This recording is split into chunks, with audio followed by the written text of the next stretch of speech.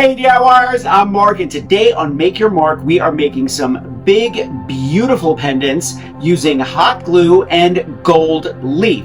The gold leaf really kicks it up a notch, and for all you mixed media fans out there, this is the perfect jewelry project for you.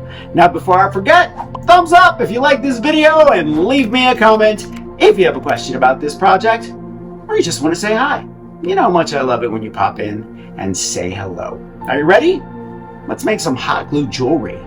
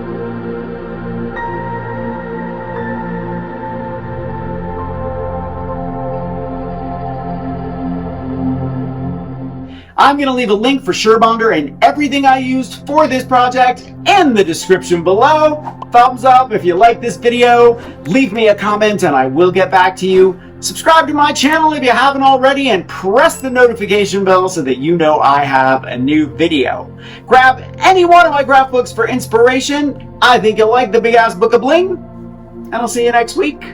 Bye.